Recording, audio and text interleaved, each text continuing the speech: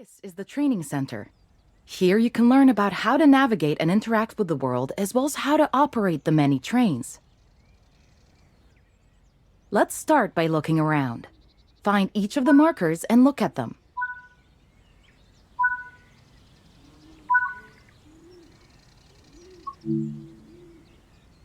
Your current objective is shown at the top left of the screen. Walk to the blue marker to complete the current objective.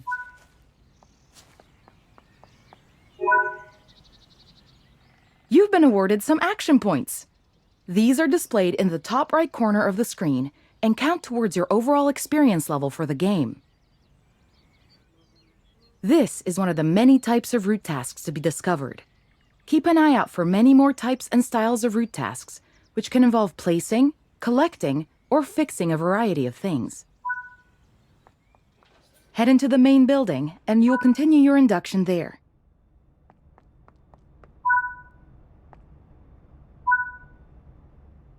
You can pause Train Sim World at any point to review objectives and a lot of other information about what's happening at the moment. Try it now. Now that we've covered some of the basics of moving around and interacting with the environment, let's take a walk through the building and find the trains. This is Central Square. From here you can explore the main training center depot and surround. Your journey operating trains is just getting started here in the training center. Remember, you can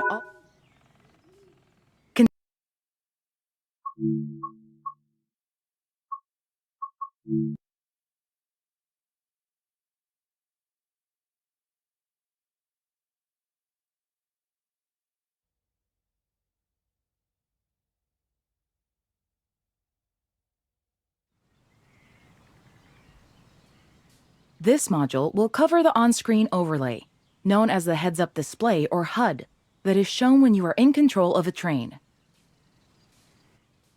Climb up the ladder into the locomotive and then sit in the seat.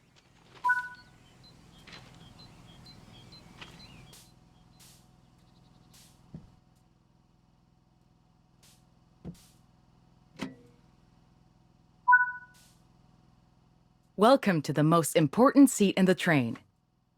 While sitting here, you'll be in full control.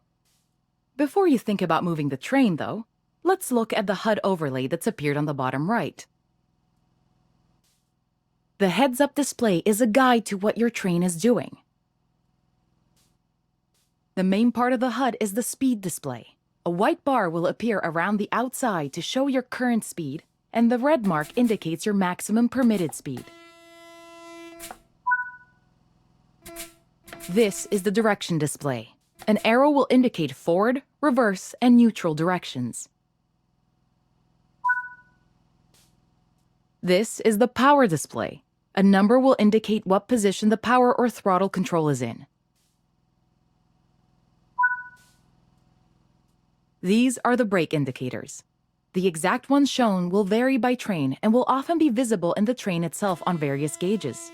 They tell you what's happening in the braking system. The most important one is the BC or brake cylinder. If that's reading 0, then your brakes are released. Anything else, and brakes are applied and you won't be able to move. Every train can have small variations in the HUD unique to the way it works, but they will mostly look the same.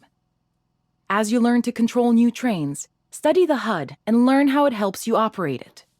If you want to see this again, you can rerun this training module at any time.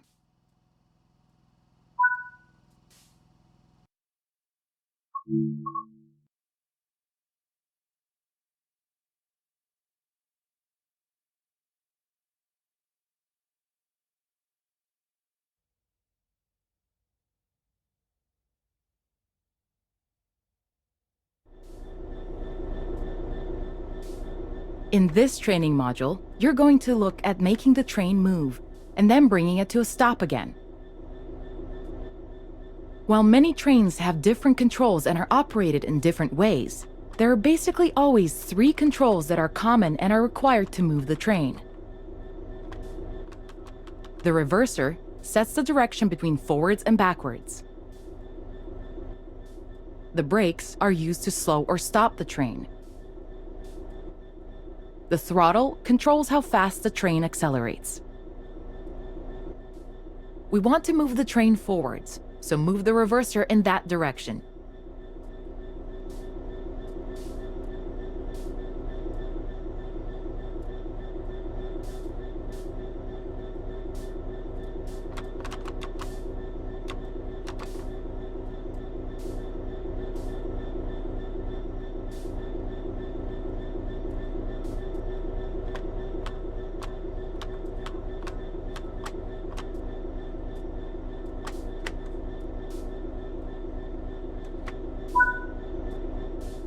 Keep the brake control and release until you can see the brake pipe control needles are reading 5 bar, pointing upwards. This will release the brakes fully.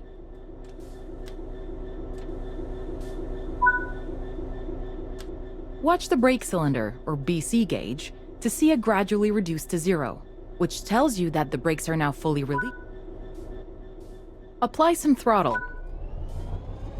As you apply power, notice the amp bar rising. This is the amount of power being fed into the traction motors. Now that you've reached your target speed, you can move the throttle control back to 0.